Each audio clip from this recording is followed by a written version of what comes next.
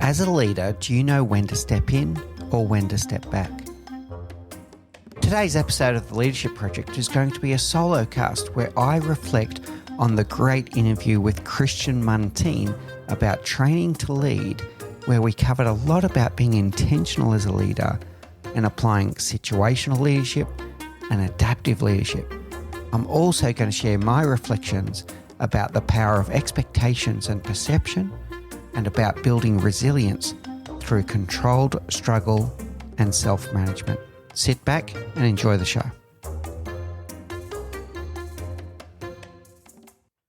Hey everyone, and welcome back to the Leadership Project. Today's episode is a solo cast reflecting on my conversation with Christian Muntean. If you haven't listened to episode 215 yet, I highly recommend that you check it out.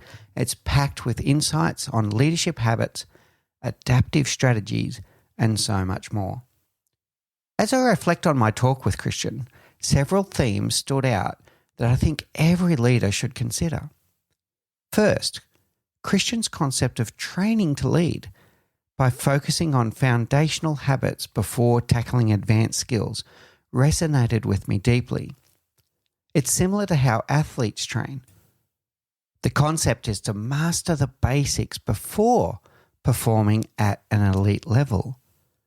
We often promote individuals based on technical skills or even charisma, but we seldom prepare them for the specific skills of leadership. And as Christian emphasized, leadership is more than a title. It's about influence and the ability to empower others. Christian talked a lot about intentionality. How do we show up as leaders? And this is something I'm personally passionate about. When we, as leaders, start each day with a clear sense of purpose, asking ourselves, how can I show up today to serve my team? What will serve me well? What will serve the team well? What will serve the organization well? We can completely change our approach to challenges. Christian highlighted the importance of checking our motivations. To think about before we take actions and thinking about, are we going to step in here or are we going to step out? What action are we going to take? We need to think about whether we're doing it for the team or whether we're doing it for ourselves.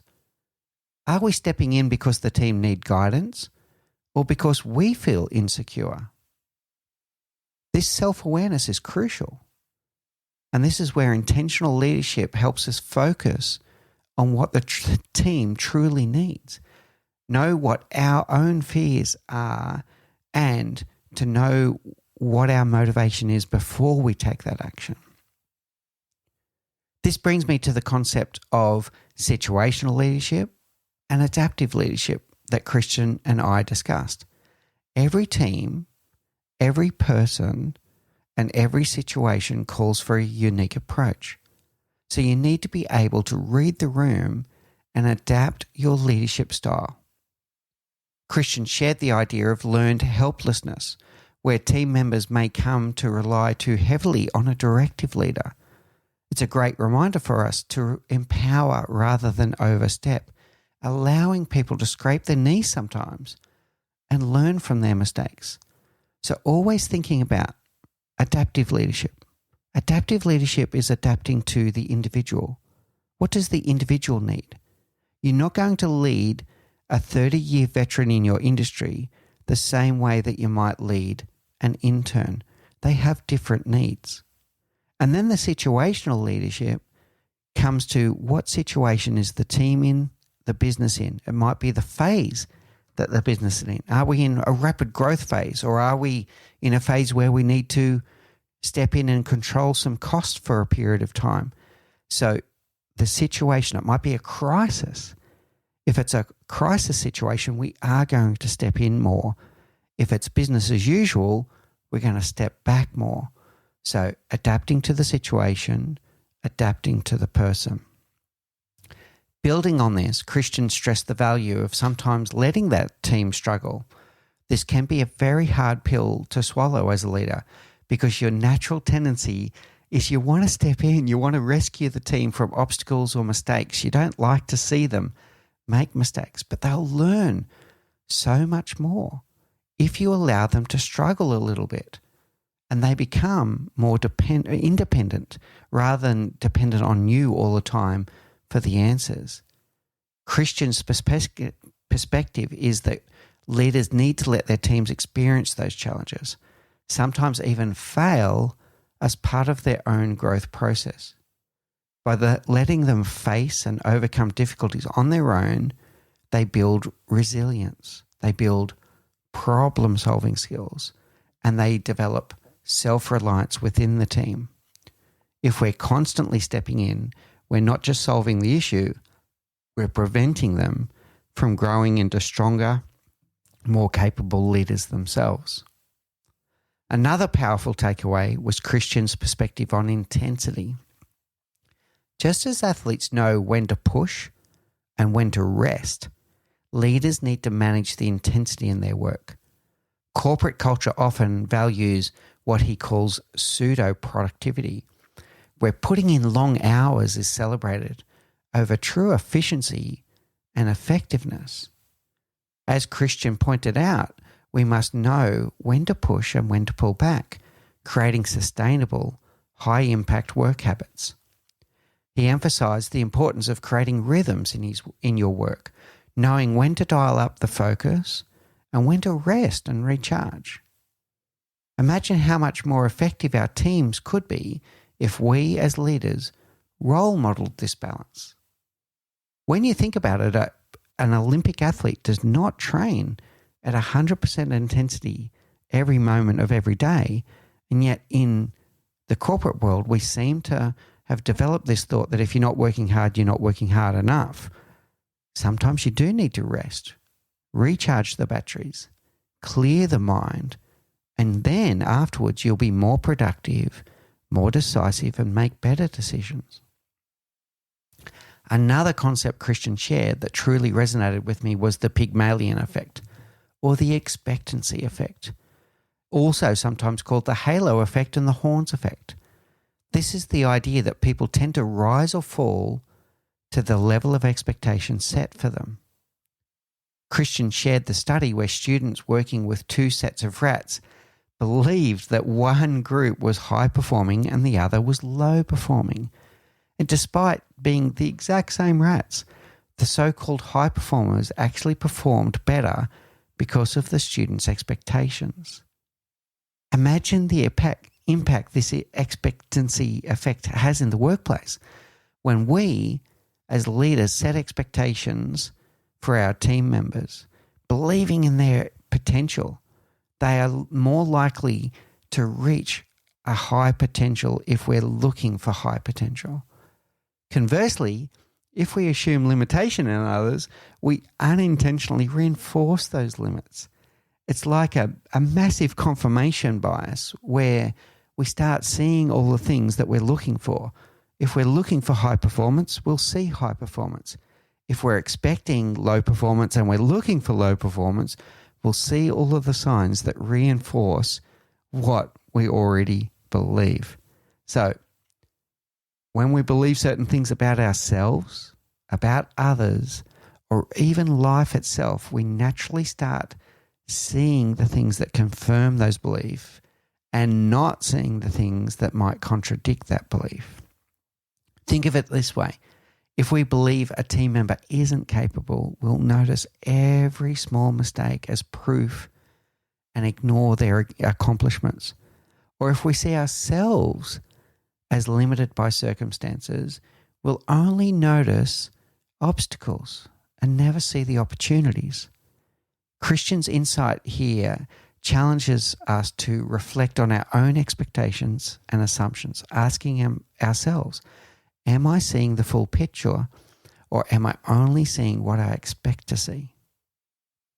As I integrate these thoughts into my own leadership approach, it also reminds me of the amazing work of Timothy Galway on the inner game.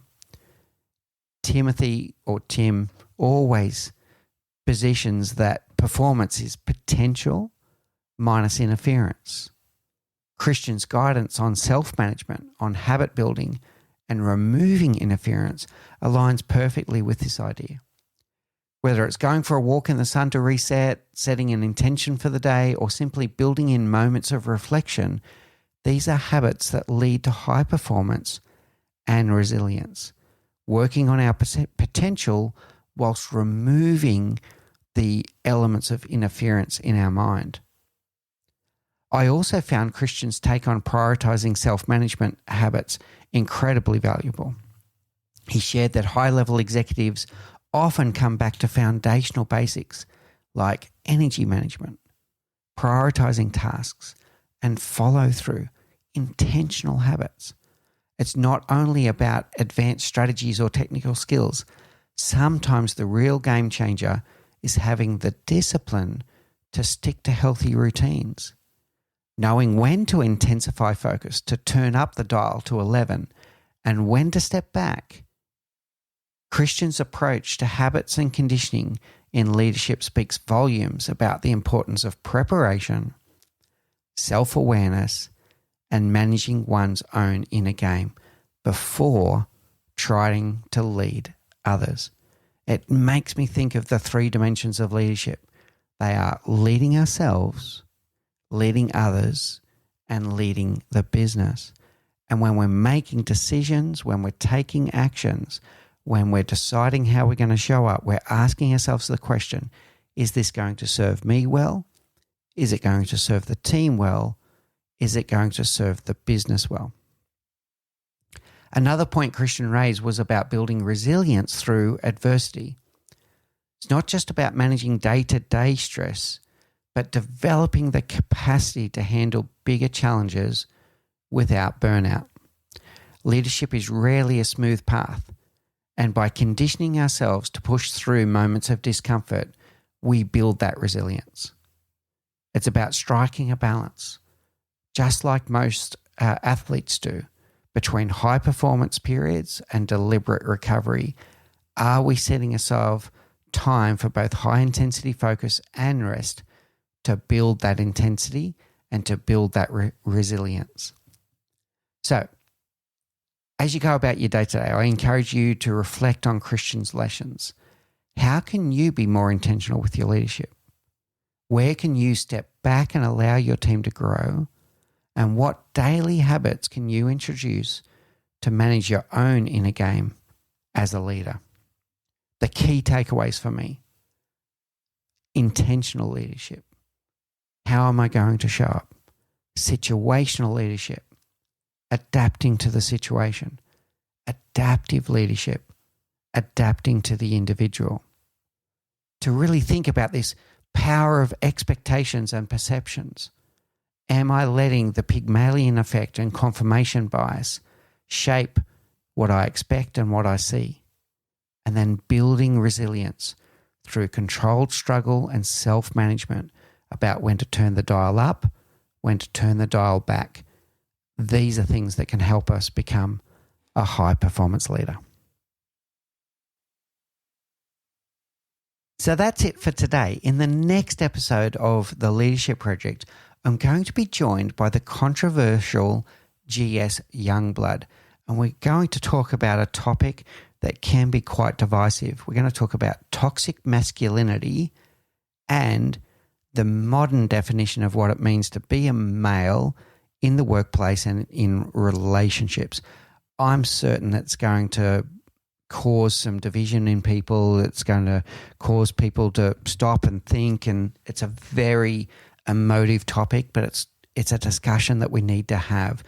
We need to have an understanding of what it means to be a male in a modern world and how we can redefine modern masculinity in a way that ditches some of the older stereotypes but builds a new model of what it means to be a man.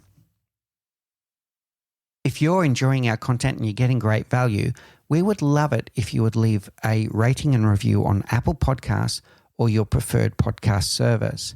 You can also subscribe to the Leadership Project YouTube channel, where we bring you weekly video podcasts, curated videos, and our live stream show, all designed to help you become the leader that you wish you always had.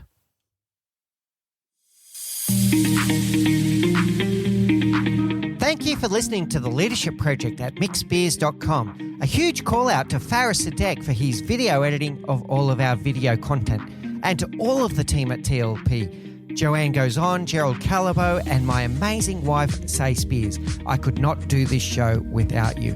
Don't forget to subscribe to the Leadership Project YouTube channel, where we bring you interesting videos each and every week. And you can follow us on social, particularly on LinkedIn, Facebook, and Instagram. Now, in the meantime, please do take care, look out for each other, and join us on this journey as we learn together and lead together.